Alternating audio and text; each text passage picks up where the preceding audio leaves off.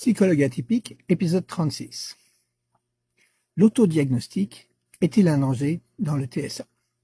Alors, je suis un psychologue qui a reçu un diagnostic de TSA à l'âge de 59 ans. Je ne suis pas un expert en autisme, c'est juste que l'autisme est devenu un de mes intérêts spécifiques. Alors, on est dans une période où, on va dire, l'autisme, c'est populaire, c'est presque à la mode.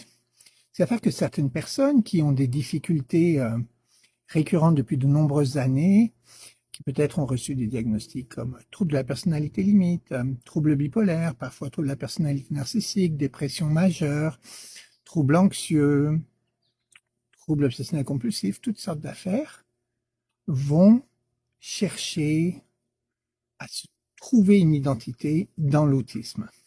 L'autisme, c'est clair, c'est bien défini, il y a toute une communauté de gens autistes, ça peut te donner l'impression d'appartenir, et surtout, si tu es autiste, tu as des chances de ne pas être défectueuse ou défectueux. Alors, on voit de plus en plus venir chez les psychologues, mon des collègues, des personnes qui viennent et qui veulent absolument recevoir un diagnostic d'autisme, alors que les professionnels qui les évaluent ne voient pas des signes aussi évidents de tous les aspects du fonctionnement autistique. Est-ce un vrai problème ou un problème sérieux pour notre profession et pour la communauté autiste en général? J'ai tendance à penser que c'est pas un si gros problème que ça. Déjà, le contexte, c'est que pendant des années et des années et des années jusqu'à très récemment et encore aujourd'hui, la plus grosse probabilité, c'est que les personnes autistes vont recevoir des diagnostics autres. Très régulièrement, on voit des personnes autistes qui, pendant des années, sont passées d'un diagnostic à l'autre. Trouble de la personnalité limite, trouble anxieux généralisé, trouble obsessionnel compulsif, dépression majeure, anxiété généralisée. On voit aussi chez les hommes des personnes autistes recevoir un diagnostic de personnalité narcissique, alors qu'en fait, elles sont autistes. Aujourd'hui, on les reconnaît plus souvent comme autistes. Pour beaucoup d'entre elles, c'est une libération. Ça a été le cas pour moi. Et alors, qu'en est-il des personnes qui vont s'auto-diagnostiquer autistes et réclamer un diagnostic d'autisme, et peut-être même qu'elles ne sont pas autistes? Est-ce un grave danger? Personnellement, je pense que c'est pas si problématique que ça. D'un point de vue de clinique, en psychothérapie, il y a une pièce absolument essentielle qui fait que la psychothérapie normale, ça fonctionnera pas avec les personnes autistes, c'est de reconnaître le fonctionnement différent. Parce que sinon, le plus grand danger, c'est d'essayer de faire de la psychothérapie pour essayer de devenir quelqu'un d'autre, de devenir normal, et ça marchera jamais. Alors, une personne qui n'est pas, qui est neurotypique, on va dire, mais avec des difficultés comportementales, émotionnelles, cognitives,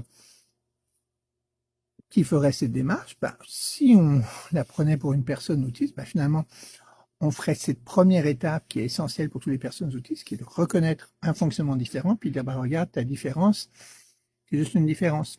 Ça ne veut pas dire défectueux, ça ne veut pas dire mauvaise personne. Et à partir de là, on peut faire un travail de psychothérapie normal. Alors, si on fait ça, disons, avec une personne qui a un trouble de la personnalité limite, c'est pas très grave, si elle se reconnaît comme différence. C'est très important qu'elle puisse aller dans son identité profonde et un peu travailler sur tous les messages négatifs qu'elle a reçus sur elle-même. En général, si les personnes ont un trouble de la personnalité limite, il y a plus de chances que ce soit comme je suis vide, je sais pas qui je suis rien, mais ça peut aussi arriver à des personnes autistes. Et ensuite, on va faire le travail. Donc, d'un point de vue de psychothérapie, c'est pas très grave. Qu'en est-il pour l'impact sur les communautés, les espaces des autistes? Alors là, ça peut être un peu plus problématique, évidemment, parce que dans les espaces de parole, dans les espaces d'entraide, finalement, des personnes autistes, des personnes avec des problématiques de personnalité, peuvent prendre toute la place, peuvent enlever tout l'oxygène de la pièce, si vous voulez, peuvent se mettre sans cesse en avant et venir un petit peu miner l'espace de sécurité, de reconnaissance dont beaucoup de personnes autistes ont besoin de manière à pouvoir apprivoiser et reconnaître leur fonctionnement. Donc ça peut être un problème. Et je pense que quand on en est conscient, dans nos communautés, alors moi j'en fais pas tellement partie, mais si on a des règles de fonctionnement assez claires, collectivement décidées, on doit pouvoir gérer ce genre de situation. Donc personnellement, je pense que le risque est beaucoup plus grand de rater des personnes autistes et les diagnostiquer d'autres choses que de diagnostiquer comme autistes des personnes qui ne le sont pas forcément. Donc, je m'inquiéterai pas trop, même si en même temps, on veut quand même être précis dans nos évaluations et puis pas tout mettre tout le monde dans le même sac parce que c'est pas non plus évident que ça. Voilà. À plus.